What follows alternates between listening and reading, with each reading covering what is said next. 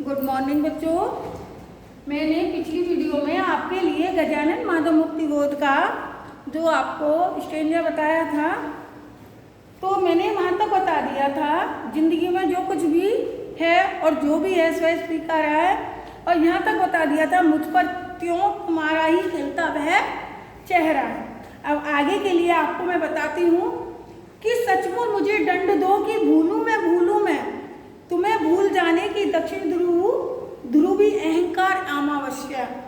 शरीर पर चेहरे पर अंतर में पालू मैं, झेलूं मैं उसी में नहालूं मैं, इसीलिए तुम्हें तुमसे ही परिवेष्टित आच्छादित रहने का रमणीय यह उजेला अब नहीं सहा जाता है।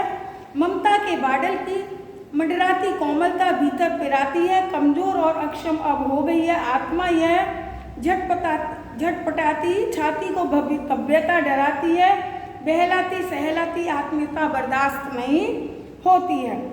यहाँ कवि ने उस अदृश्य सहारे के वियोग की कामना प्रकट की है। उसके अनुरूप प्रिया को भुला पाना भी प्रकृति का एक हिस्सा है।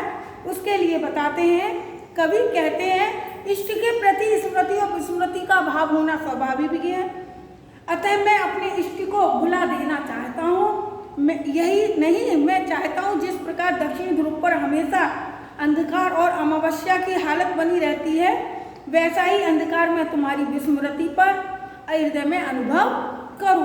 कवि को अपनी इष्ट की स्मृति चंद्रमा की शीतलता की भांति अनुभव होती है, ठीक वैसे ही उसकी विस्मृति में बने बेघने अंधेरे का आभास कर चाहते हैं। इस अपने इष्ट को भूल जाने का असर मेरे शरीर पर दिखाई दे।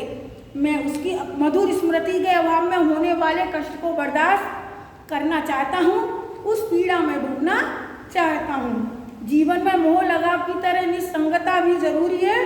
तुम्हारे खो जाने का डर मुझे लगातार बार बार भयभीत ना करे, अतः मैं तुम्हें स्वेच्छा से भूल जाना चाहता हूँ। तुम धीरे धीरे मेरे हृदय में विलीन हो जाओ।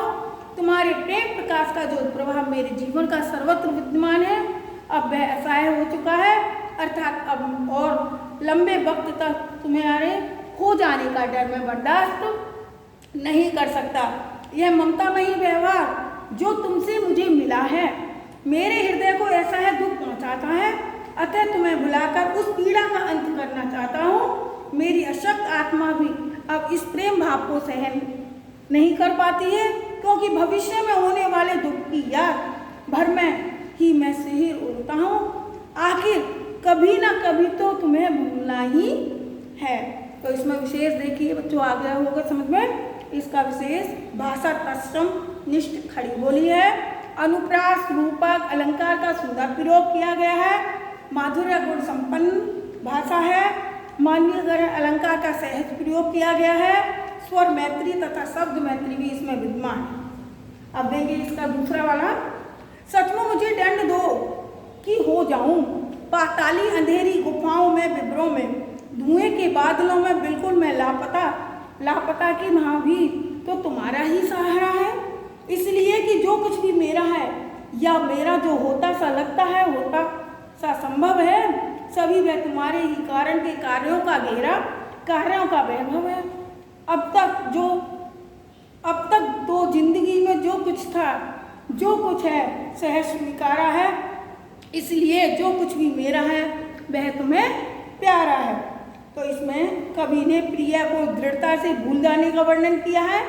सब कुछ स्मरण रखना मानव हृदय द्वारा संभव नहीं है, अतः कवि भूलने को ही महत्व देता और कहता है कि मैं असल में तुम्हें भुलाना चाहता हूँ। मेरी हार्दिक चाह है, मेरी हार्दिक इच्छा है कि मैं तुम्हारी विस्मृति रूपी पाताली गुफाओं में खो जाऊं। भले ही वह दंड पाकर मुझे दुख होगा, फिर भी मैं तुम्हारी विस्मृति रूपी धुएं के बादलों में खो जाना चाहता हूँ। लेकिन क्या इन विस्मृति के बादलों में भी मुझे तुम्हारा सहारा मिल रहा है, अर्थात यहाँ भी तुम्हारी मधुर स्मृति मेरे हृदय में अनुभव हो रही है। इसलिए मैं यह अनुभव कर रहा हूँ कि मेरे जीवन में जो कुछ भी सुख दुख अंधकार प्रकाश विद्यमान है, सभी कुछ तुम्हारे कारण मुमकिन हुआ है।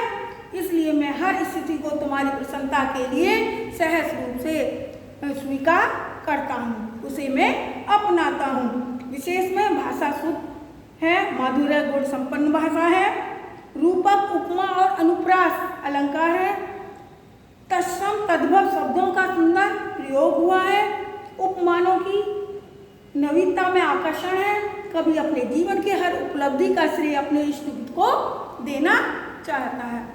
बच्चों, अब ये आपका ये लेसन समाप्त हुआ और इसके जो प्रश्न अभ्यास है, जो कार्य हैं, इसके क्वेश्चन आंसर, केवल इसमें टिप्पणियां आती हैं, जैसे गर्भीली गरीबी, भीतर की सरिता, बहलाती सहलाती,